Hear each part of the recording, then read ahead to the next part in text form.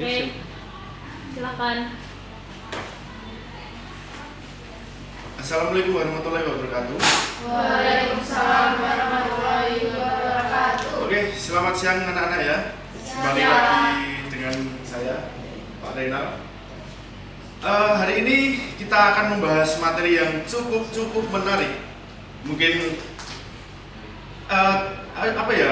mungkin ada di setiap harinya teman-teman semuanya, entah itu di jalan, entah itu di rumah, entah itu teman-teman buka media sosial. Oke, tanpa berpanjang-panjang ya, kita baca langsung. Ini adalah materinya. Ayo kita baca bareng-bareng. Tuh, 2, 3. Pengaruh musik di kalangan remaja. Oke, pengaruh musik di kalangan remaja. Ini mungkin masalah yang cukup familiar ya, cukup familiar untuk Gen Z, untuk generasi apa juga ya mungkin ya, musik. Oke, musik adalah ekspresi identitas remaja. Musik adalah bagian penting dari identitas dan ekspresi diri remaja. Media sosial memungkinkan akses mudah ke berbagai genre, membuat musik menjadi sarana penting dalam kehidupan sehari-hari mereka. Oke, jadi gini teman-teman, kenapa kok bisa disebutkan musik adalah bagian penting dari identitas ekspresi diri remaja? Saya mau tanya sama teman-teman semua yang ada di sini, seberapa penting musik di kehidupan teman-teman semuanya? Kalau Mbak Tere, kenapa bisa penting? Karena kan dari dulu kan dengan musik kan, Ya. jadi saya lebih bersemangat kalau saya berkegiatan ada musik apapun itu. Oke, ini dari cewek ya. Kalau dari cowok, Mas Ivan, gimana nih? Musik. Pentingnya musik Hmm. karena dengan adanya musik kita bisa terhibur, Nah.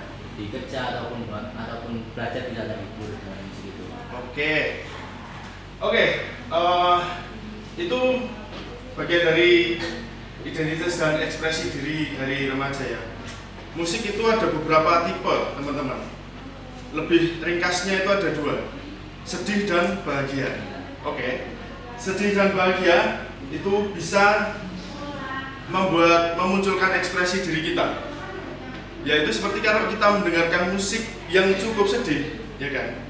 Seperti tadi saya dengar Mbak Tere nyanyi ya, ada Mbak Tere nyanyi yang musik sedih itu kan bawaannya kita itu galau, kita tuh seperti nggak punya energi, kita tuh murung terus.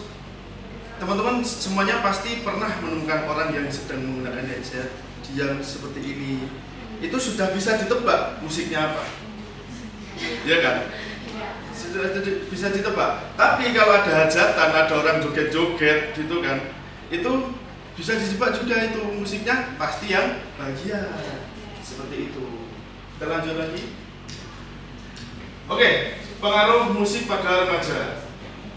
Musik memainkan peran krusial dalam perkembangan remaja, memberikan dampak positif dan negatif. Memilih musik dengan bijak sangat penting untuk memastikan pengaruh yang membangun dan mendukung pertumbuhan mereka. Oke, seperti itu ya. Ada peran krusial dalam perkembangan remaja. Jadi setiap teman-teman, setiap generasi itu ada perkembangan musiknya teman-teman. Itu juga pengaruh dalam keseharian kita juga. Contohnya musik 2000, musik tahun 2000-an itu pasti sedih. Kebanyakan musiknya sedih. Saya jamin, kebanyakan kalau di total dari semuanya itu kita ringkas, musiknya pasti sedih. Yang 2000-an, yang 2010 itu agak semangat. Yang 2020 ke atas itu pasti musiknya lebih semangat lagi. Seperti gimana ke sini ya, itu kan seperti itu. Oke. Ya. Nah, ini ada juga bisa dibaca ya. Ini bisa dibaca siapa ya? Saya tunjuk ya salah satu ya. Bisa dibaca sama Mbak Dia, monggo. Pengaruh positif musik. Yang pertama, meningkatkan mood dan membantu meredakan stres bagi remaja. Yang kedua, mendorong perkembangan kreativitas dan kemampuan kognitif yang lebih baik. Yang ketiga, membangun dan relaksasi dan mengurangi stres. Yang keempat, meningkatkan konsentrasi dan refleksi diri. Dan kelima, sebagai teknik terapi. Oke, ini adalah pengaruh positif musik dari saya. Saya ingin dengar nih, ada nggak sih teman-teman tahu nggak sih pengaruh positifnya musik itu apa? Dari teman ya, tadi sudah dibaca. Coba Mbak Cindy, pengaruh positif musik itu apa Mbak? Bisa mengembalikan mood kita. Boleh? Satu lagi? Aman. Buka-buka. Bisa menjadi lebih tenang kalau stres. Oke, bisa menjadi lebih tenang kalau stres. Ya, ini adalah pengaruh positif musik teman-teman. Bisa meningkatkan mood, bisa mendorong perkembangan kreativitas kita, bisa membantu dan relaksasi dan mengurangi stres. Ini menurut saya yang nomor 3 ini yang paling sering kita temui, membantu dan relaksasi dan mengurangi stres. Pasti teman-teman di sini kalau menugas, salah satu yang juga apa aplikasinya? Platform online-nya itu apa? Nah, Spotify, ya kan? Pasti ini itu dampak pengaruh positif musik. Oke, sebelum kita lanjut ke pengaruh negatifnya ya teman-teman ya, itu ada yang bisa menyebutkan nggak kebalikannya dari ini semua, itu ada yang bisa menyebutkan nggak? Ini lebih ke distress sih, Bang. Karena kan musik misal nih, Ya. kita mau ngerjain tugas, terus kita dengarnya lagu-lagu yang kayak sedih, kayak lagunya apa Ya. gitu. Jadi kan kita jadi murung terus nggak jadi ngerjain. Nggak jadi ngerjain, benar. Distract. Oke, jadi kayak moodnya nanti aja lah, gitu kan? Itu, ya itu kita lanjutkan ke yang negatif ya teman-teman. Nah, seperti yang disebutkan Mbak Tere tadi, dampak negatif musik pada remaja yang nomor 1 itu paparan lirik negatif dapat mempengaruhi perilaku remaja. Seperti yang disebutkan Mbak Tere tadi, itu bisa menurunkan mood kita sehingga kita menimbulkan rasa malas. Itu bisa menjadi faktor yang mendorong sebuah kemalasan itu Mbak. Iya. Gitu, paham teman-teman semuanya? Oke. Yang selanjutnya, ketergantungan pada musik mengurangi interaksi sosial nyata. Itu mungkin ada teman-teman ada yang tahu nggak? Wibu nggak? Nah, teman-teman ada yang tahu wibu kan? Wibu itu bukan maksud terang wibunya ya, cuman kebanyakan pasti dia mengurung diri karena dia lebih suka menonton dan mendengarkan musik-musik dari luar, seperti itu. Genre kontroversial sering kali mengundang kesan yang merugikan. Nah, ini juga ada yang merugikan itu banyak sekali. Seperti teman-teman tahu satanik, musik satanik.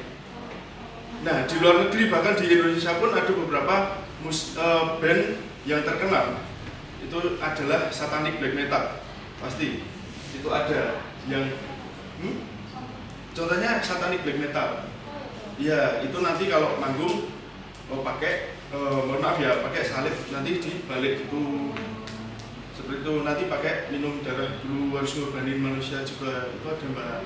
Seperti itu tadi, sesembahan setan gitu. Nah, itu adalah yang mengandung pesan yang merugikan dan mengganggu konsentrasi. Nah, ini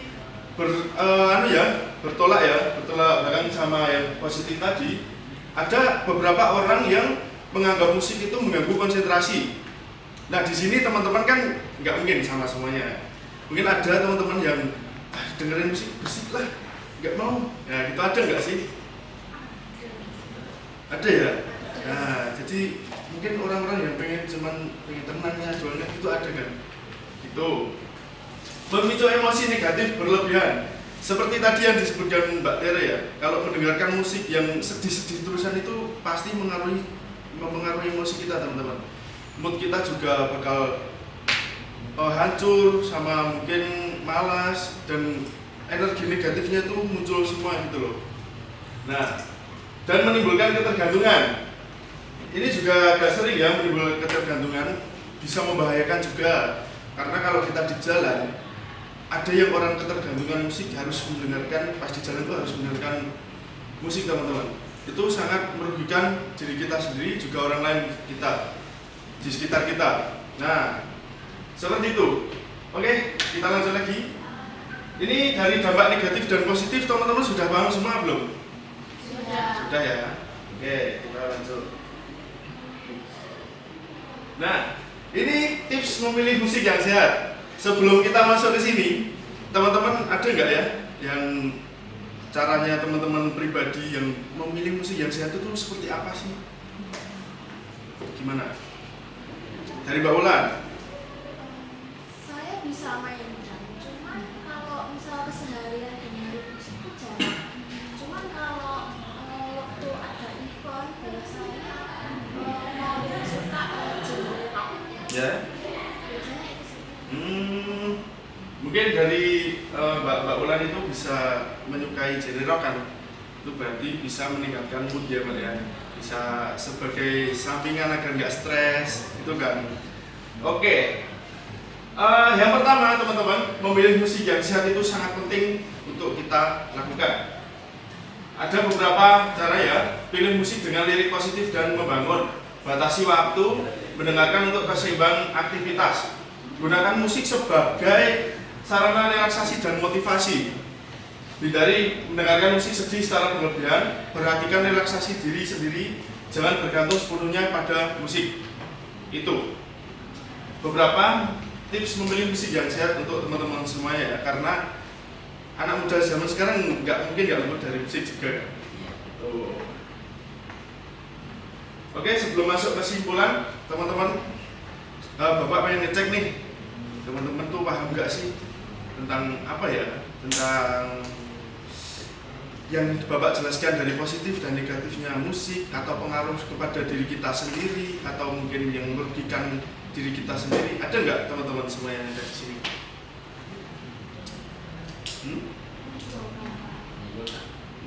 Enggak menyimpulkan, paham nggak sih? Paham ya? Paham, oke. Nah, kita simpulkan ya. Ada yang bisa nyimpulin nggak di sini? Ya, monggo. Jadi kesimpulannya mungkin musik itu cara kita memilih musik juga kan itu udah dijelasin, terus kekurangan dan peran negatifnya. Dan saya di sini bisa gimana ya Pak, nanti kalau dengerin musik lagi saya akan milih musik yang nggak galau. Benar. Yang biar aktivitasnya itu nggak murung gitu loh Pak, dari ini materi ini. Oke, good. Langsung kita terima kasih buat Mbak Tere ya, tadi sudah mengumpulkan beberapa dari isi materi Bapak yang saya sampaikan. Kita masuk ke kesimpulan. Musik dapat membantu kita merasa lebih tenang, memperbaiki suasana hati, dan mengekspresikan perasaan. Namun jika salah memilih musik, justru bisa membuat emosi menjadi lebih buruk. Oleh karena itu, kita perlu memilih musik yang sesuai dengan kondisi diri, bersifat positif dan tidak berlebihan agar dapat membantu menjaga kesehatan mental dan mendukung proses konseling. Oke, sekian dan terima kasih. Kurang lebihnya mohon maaf ya dari Bapak. Boleh kita kasih apresiasi teman-teman semuanya, kita tepuk tangan bareng-bareng buat hari ini. Terima kasih. Oh, sama nanti ini ada Bapak ada lembar kerja peserta didik ya. Nanti teman-teman bisa mengisi. Besok dikumpulkan di meja saya ya.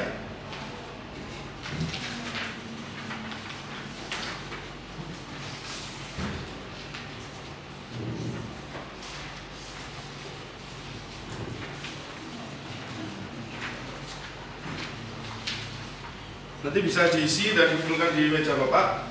Oke, ada pertanyaan sebelum saya akhiri? Tidak Pak. Cukup ya? Oke, kurang lebihnya mohon maaf. Wassalamualaikum warahmatullahi wabarakatuh. Tepuk tangan buat kita semua.